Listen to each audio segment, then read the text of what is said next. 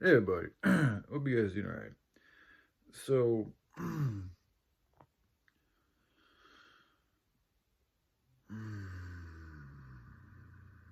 I'm not sure exactly how to proceed with this.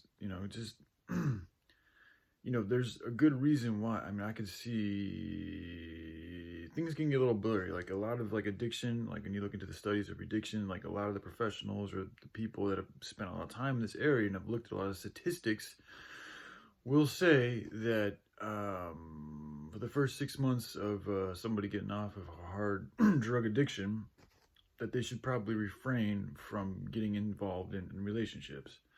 And it's like, it's hard too because you guys, like people who aren't recovering addicts, it's going to be hard for y'all to relate because, like, you see a human being and it's like, I'm not physically dying or terminally ill or anything like that. So, like, my symptoms aren't as tangible as they were, as opposed to somebody with like a, physical sickness like cancer or something like that. Um, so it's hard for you guys to know what's going on inside here because my neurons are like, it takes what, like 90 days to change behavior, and it's been about 90 days and I do feel different. I feel much better. However, like there's, I mean, it's a it's a learning process, and like some days, like yesterday, I literally had to stop with the project and just kind of essentially just focus on staying sober, which a lot of time the best thing for me is a lot of exercise, to be honest. A lot of exercise and being outside, smoking weed helps out a lot. And just staying as positive as I can and riding that good flow, maybe putting on some type of a positive podcast. Honestly, if I was with a woman, sex is a great thing too, especially because when you have an orgasm, it's a very similar type of a thing going off as opiates. So, and then just being in love in itself, even more so than the orgasm, is the love and the connection, and also like the physicality of sensuality of being in a relationship with somebody, like being physically close to them, especially if that person is of a little bit of a healthier nature and they're able to help somebody get healthier, through their touch and through their energy, especially if they choose to do that. So anyways, this is just,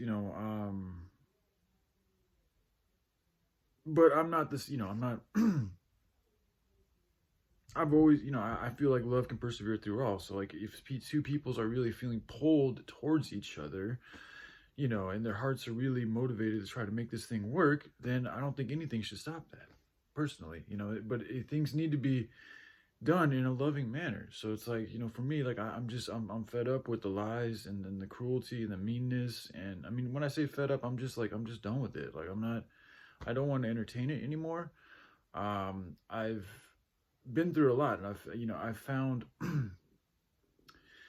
it's okay if we have problems, but again, it's like, yeah, that's why admitting you have a problem, like spiritually, when you do that, like that's telling the it inside of you that you are no longer wanting to be that way. And so it's how you reprogram your brain. But it also it comes with a lot of resistance because that thing inside of you that's been acting a certain way, it has a life of its own, and it's not going to want to just die and go away. It's going to fight for its survival. So there's oftentimes a lot of resistance. This is why I don't think it's, some people, they say they change overnight. Like, okay, yeah, you can make decisions overnight, but it takes, I feel in my experience, it takes time for real change. But I mean, it doesn't mean like, but as long as somebody's making progress, then I'm all about, that's all that means to me. It's not about being perfect. It's about the progress. So I got really frustrated a few days ago because I started to see similar tactics that, again, I'm making assumptions here, but this is all I got to work with and my intuition. So it's like I'm seeing tactics that I feel are reminiscent of things that happened in the past in regards to a particular person. And it's like, I'm just not going to play that type of game anymore, man. It's just whatever it is. I know she's going through a lot herself, so I'm trying to be mindful of that too. But I gotta, if things aren't like just being like, just communicate like person to person, like with like out knowing who you're talking to. Like I get comments from somebody, I don't know who this person is. I feel like it's her, but I don't know. Like that in itself is it's just like, if it can be done a better way, why not just do it? Especially with everything going on in the world and in my life and in her life. Like, why make things more confusing? And she doesn't know what it's like because she's never had to deal with somebody like me or her communicating to her in a way that she's been doing to me. Just like I don't know what it's like for me to do what I've done to her.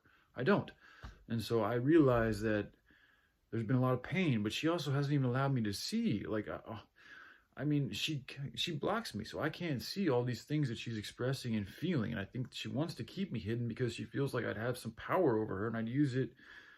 Like, I'm not gonna do that. I'm not gonna abuse you, And I know she had things with her parents and other men, and so that's why I think she's trying to protect herself. But in doing so, she's also protecting herself from love, essentially by not being able to open up and by keeping herself at a distance. But again, I think it's because she's really, I mean, it's a mixture of things, but I do feel like a part of it's because she's trying to protect herself from being hurt.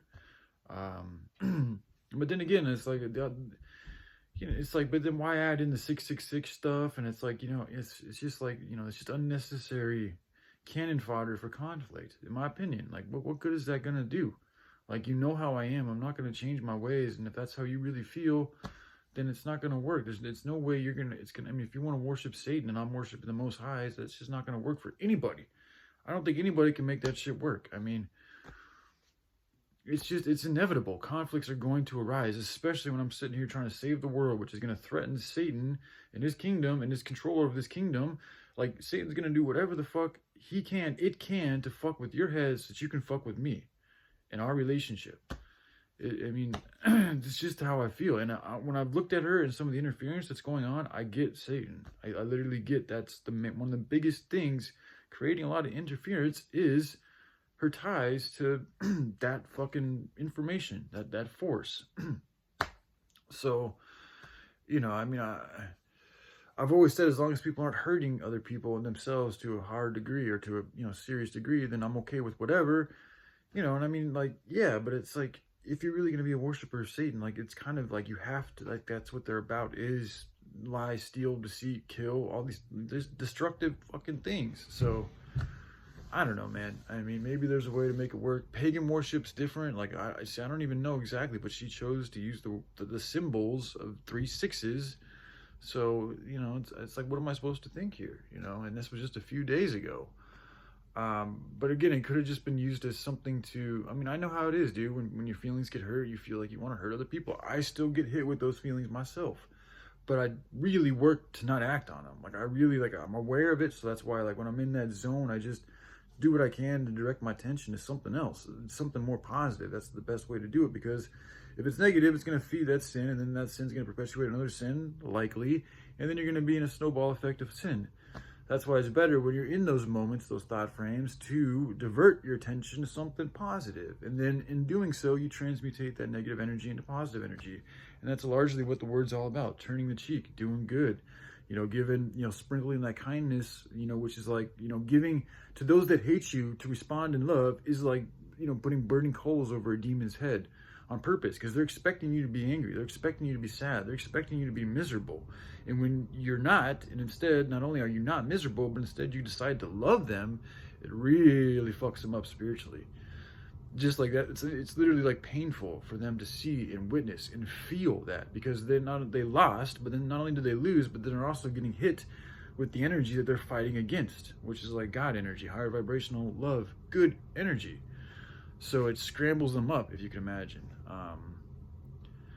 So yeah, I mean, I'm always gonna want to make things work with her, But I right now in my life, like, even though I've got a positive trajectory, there's still a lot of baggage and shit that I'm ironing out in my own self, and I'm very sensitive, and I don't have the same type of, like, I used to be cooler with people and like doing fuckery things and saying shit that I don't really, like, I used to be more tolerant. I'm less tolerant now. Like, it is what it is. I'm starting to see that me being so open, like, you can be too open. You can be too liberal.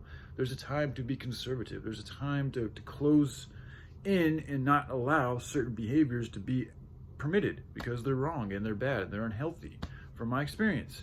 And if they're not, then that's a different story. But I'm not, like, people don't even realize, because we live in a largely satanic society, a culture of death, whatever you want to call it. Like they're not going to tell you these things, but if you look at the mechanisms that make the society work, they are reliant on means of destruction to survive.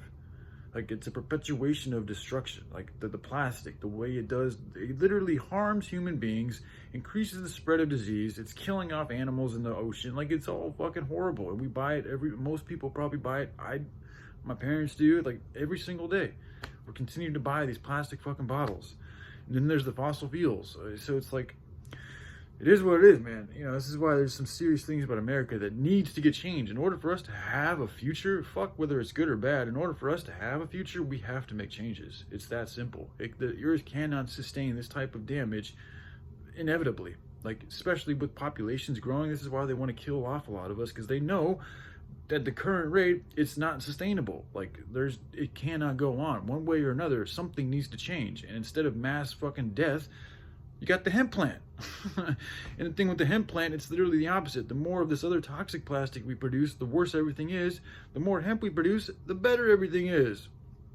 Anyway, I'm getting off topic here. So I just want to say that, you know, I'm feeling much better today. I got some good workouts in yesterday, and I exercised some demons and shit. And, you know, it's a new day, and I'm feeling good.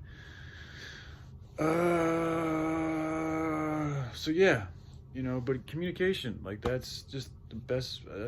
I don't know where exactly to go, but I know that, you know, having a convo will tell us more. So like, that's just where I'm at. I think the next stage is whenever she's ready. If she needs more time, let's just be cool. Like I can be patient as long as things are done in a chill manner. Like she's not trying to fucking force me to do something, and I'm not forcing her to do something. As long as it's not hurting other people. And I mean, if she wants to still continue to be, you know, worship Satan.